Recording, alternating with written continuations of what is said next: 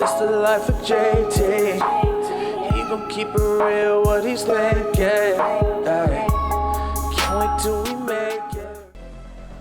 Groundbreaking for the Luxor occurred in March 1992, and the resort officially opened at 4 a.m. on October 15, 1993, to a crowd of 10,000 people. When it opened, the pyramid, which cost $375 million to build, was the tallest building on the Strip and contained 2,526 rooms and 100,000 square feet casino.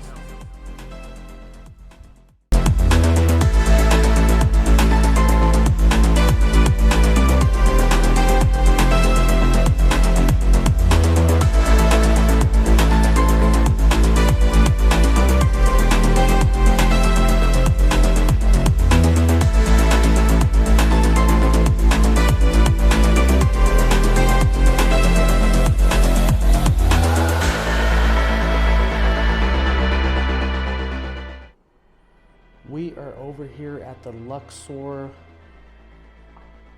floor 13, room 344.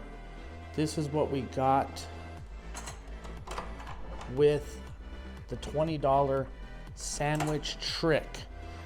You guys tell me in the comments if you think it's a good upgrade or not, but check it out. So right here you have your full-size mirror, and then you come in. The fridge right here was actually, they brought it in for us. But the funny part is it never worked the whole time it was here. So we told them we wanted a fridge, so it never worked. It never got cold. It's always been hot. We changed the plug, we turned it up.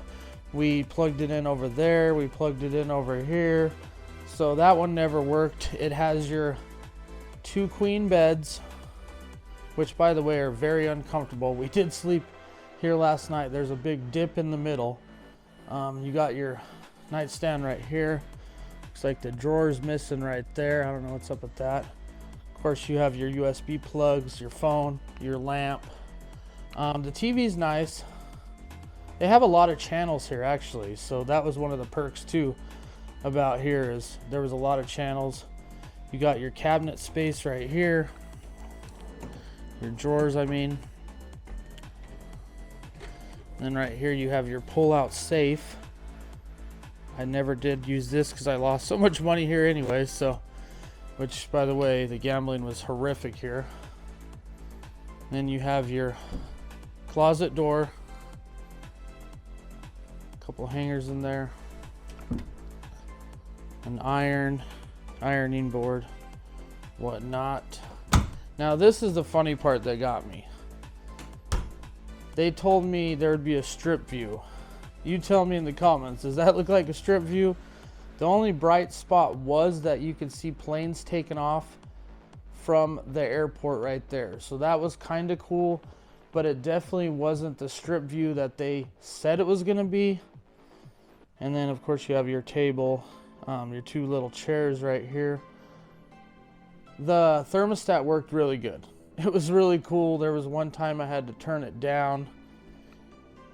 And like I said, in the comment, tell me what you think. Do you think this was worth the $20 sandwich trick from just a regular 2 queen room? This is on the East Tower. Me personally, I don't think it was really worth it. But let's go in the bathroom and let's check out the bathroom. It does have a shower and a tub in there. And then of course, like I said, right here, you do have your adjoining rooms if you guys want to get rooms together or whatnot. But other than that, pretty basic. Decent size though. The room was actually decent size. But let's head into the bathroom and check that out. Here is the bathroom right here. And to be honest, I did enjoy the bathroom. The bathroom was nice. Big old sink. You got your big side mirror right there. Downfall is they didn't provide enough towels, so we didn't even take showers. We just washed up a little bit, and we'll do it at the house. But there's a big tub right there, big garden tub. 1 towel over there, 1 floor mat right there, and then a couple of hand towels. So These don't even open up down there, so you can't even find any spares down there. You do have a pretty big shower. Little dirty. See, look how dirty.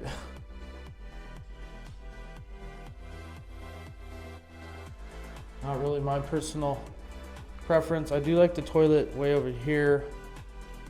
And then there's a couple towels right there. But overall, and then the water. Here's another thing, guys. The water smells like dead fish. I kid you not. I wish I could make this up. But overall, in the comments down below, what you thought of the East Tower, floor 13, room 344. Do you think it was worth the $20 sandwich trick, or should I have just saved my money?